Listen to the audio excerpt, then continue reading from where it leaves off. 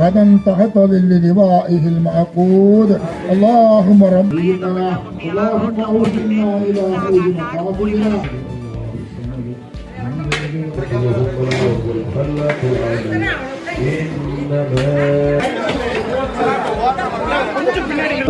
لمسخناهم على مكانتهم فما استطاعوا مضيا سيدنا محمد وعلى آل سيدنا محمد كما அஸ்ஸலாமு அலைக்கும். உலகத்திற்கு அருட்கொடையாக வந்து உதித்த எம்பெருமானார் நபிகள் நாயகம் ஸல்லல்லாஹு அலைஹி வஸல்லம் அவர்களின் பிறந்தநாள் விழாவை முன்னிட்டு கோவை மாவட்ட சுன்னத் ஜமாத் யூத் ஃபெடரேஷன் சார்பாக 7வது ஆண்டாகளாக மாபெரும் தப்ரூக் விழா நிகழ்ச்சி தற்போது நடைபெற்று வருகிறது.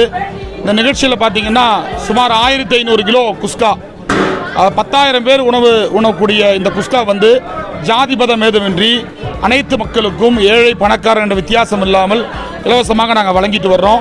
எல்லா ஜமாத்தார்களும் இதுக்கு ஒத்துழைப்பு தர்றாங்க. குறிப்பாக கோவை மாவட்ட சுன்னத் ஜமாத் கொள்கை கூட்டமைப்பில் இருக்கக்கூடிய சில ஜமாத் நிர்வாகிகளுடைய மிகப்பெரிய ஒத்துழைப்பால் தான் இந்த நிகழ்ச்சி நடந்துட்டு இருக்கு. 7 வருஷமாக நாங்கள் நடத்திட்டு வர்றோம். இது ஜாதி மத ஒற்றுமைக்கும் இந்த நிகழ்ச்சி ஒரு எடுத்துக்காட்டாகவும் சமூக நல்லிணக்கத்துக்கு ஒரு எடுத்துக்காட்டாகவும் இது இருக்கு.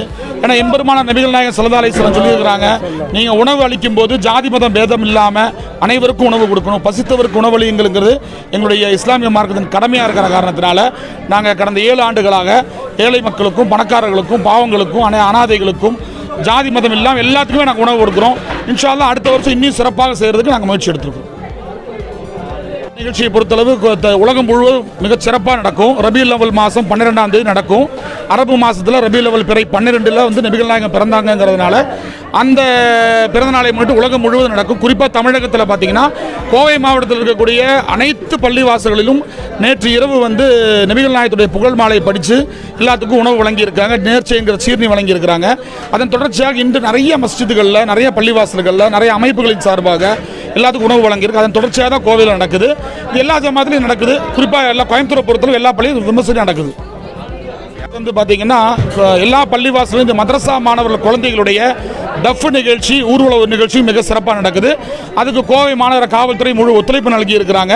எல்லா ஜமாத்துகள்லையும் விமர்சையாக குழந்தைகளோட ஊர்வலமும் நடைபெற்று வருகிறது. மாவட்ட சுன்னத் ஜமாத் கொள்கை கூட்டமைப்புடைய போற்றுதலுக்குரிய தலைவர் கோயம்புத்தூருடைய மூத்த உலமா ராஷிதுல் உலமா முகமது அலி இம்தாதி ஹசரத் அவர்கள் வந்து துவா ஓதி தொடங்கி வச்சாங்க.